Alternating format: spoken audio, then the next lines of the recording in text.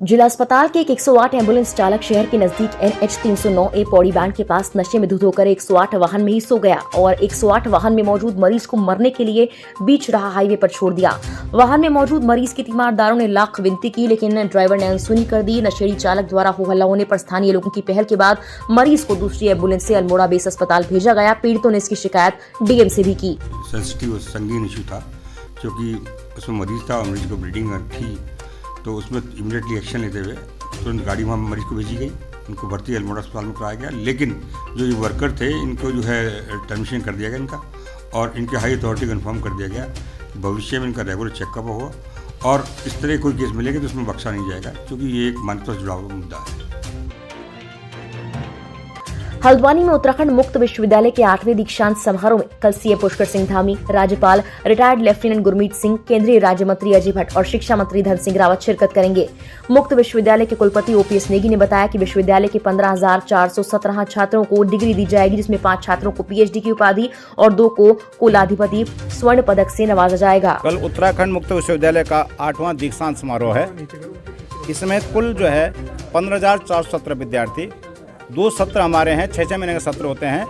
पिछले वर्ष के जनवरी का सत्र और जो है जुलाई का सत्र, 2 सत्रों का जो है हमें 15,417 विद्यार्थियों को जो है डिग्री दी जाएगी।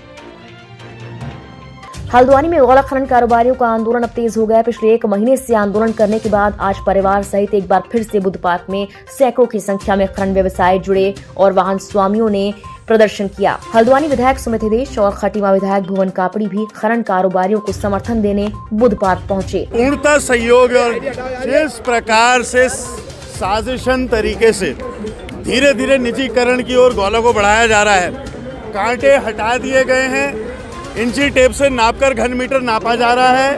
पूरे प्रशासनिक अधिकारी इतनी मेहनत करके पढ़ाई करके PCS का एग्जाम पास करते हैं, उत्तराखंड पुलिस के एग्जाम पास करते हैं, वो वहाँ पे पत्थर पड़वा रहे हैं डंपर में, और पूरा शासन प्रशासन को सीधा देहरादून से संचालित करके बोला गया है कि गोला में हर हाल में खनन होगा। देखिए, उत्तराखंड की भारतीय जनता पार्टी की सरकार सबसे पहले तो अपने विभागों को असफल मान रही है। कुमाऊं मंडल विकास निगम, गढ़वाल मंडल विकास निगम, वन निगम जो खनन कराता था वो सरकार के नेतृत्व में असफल है, इसलिए निजीकरण इसका किया जा रहा है। देखो, ये आंदोलन 2 तरफा चल रहा है। एक तरफा आंदोलन चल रहा है पेट के लिए, और एक सरकार भी आंदोलन चला रही है। हमारे पीछे पुलिस प्रशासन सब लगा दे। आज हमें रैली की इजाज़त नहीं दी है, हम अपनी रोजी के लिए लड़ रहे हैं, और हमारी ये गोला ज़बरदस्ती चलाना चाहते थे। एक डंपर के पीछे SDM TM सभी भाग रहे हैं। अरे हम तो गोला चलाने के लिए तो हैं, हमारा और काम क्या है। कुछ दिनों से जो ये लोग मांगे कर रहे हैं, कुछ इसमें फिटनेस को लेकर है, और इसके अलावा इनको लग रहा है कि तौल में प्रॉपर तरीके से व्यवस्था नहीं की गई है। जिलाधिकारी महोदया ने सभी चीज़ों के लिए व्यवस्था बना के रखी है, कहीं चाहे फिटनेस हो वो और या तौल के हो, सभी की व्यवस्था हो जा रही है। तौल के लिए घाटों का मामला माननीय न्यायालय में विचाराधीन है, इसलिए उसमें मैनुअल तौल की जा रही है। कहीं भी किसी भी स्तर पे कोई भी कमी नहीं आने दीजिएगी। मेरा भी लोगों से यही अपील है कि आप लोग पहले देख लें कि क्या आप लोगों को कहीं अव्यवस्था उत्पन्न हो रही है या आप लोगों को कहीं कोई समस्या आ रही है, उसके बाद इस स्थिति में आए। आयुक्त दीपक रावत ने नैनीताल, उधम सिंह नगर, अल्मोड़ा की जल जीवन मिशन की समीक्षा के दौरान जनपदों के नोडल जल जीवन मिशन के अधिकारियों से निर्धारित समय अवधि में लक्ष्य पूरा करने के निर्देश दिए। समीक्षा में UPCL के द्वारा योजनाओं में नए विद्युत संयोजन में देरी होने के चलते योजनाएं पूर्ण नहीं होने पर आयुक्त ने फोन के जरिए अधीक्षण अभियंता से बात की और शीघ्र संयोजन देने के निर्देश दिए। समीक्षा हो रही है, इसमें केवल 3 ही डिस्ट्रिक्ट्स को मैं रिव्यू कर रहा हूँ, क्योंकि ये डिस्ट्रिक्ट्स थोड़ा पीछे हैं, जिसमें अल्मोड़ा है, उधम सिंह नगर है और नैनीताल। इसमें जल जीवन मिशन के कार्यों की जो स्थिति है, उन कामों को कंप्लीट मान रहे हैं, जहाँ पे कि जो आपके हाउस होल्ड टैप कनेक्शंस हैं, जिसमें कि मानक अनुसार जो पानी मिलना चाहिए JJM के अंतर्गत वो पानी मिल रहा है, उस कार्यों को हम पूरा मान रहे हैं। और इनको अगर हम देखते हैं तो 44 काम उधम सिंह नगर में, 326 अल्मोड़ा में और 118 नैनीताल में ऐसे हैं जो शुद्ध रूप से पूरे हो गए, जिसमें आप मान सकते हैं कि जो पानी आना चाहिए वो लाभार्थी को मिल रहा है।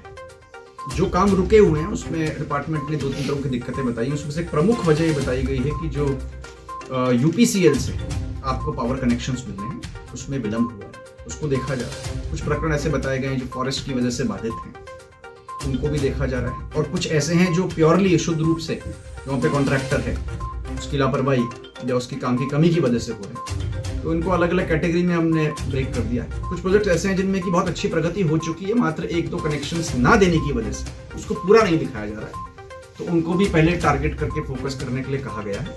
और ऐसे प्रोजेक्ट्स जहाँ पे वाकई ये लगता है कि ये कॉन्ट्रैक्टर की ही लापरवाही है और वो कर ही नहीं रहा है, तो उस केस में उनके विरुद्ध जो भी कार्रवाई होनी चाहिए, चाहे वो टर्मिनेशन की कार्रवाई हो, शो कॉज की कार्रवाई हो, किसी अन्य को काम देने की कार्रवाई हो, वो चल रही है। और इसकी 15 दिन के बाद दोबारा इसकी समीक्षा की जाएगी, क्या प्रोग्रेस इसकी है।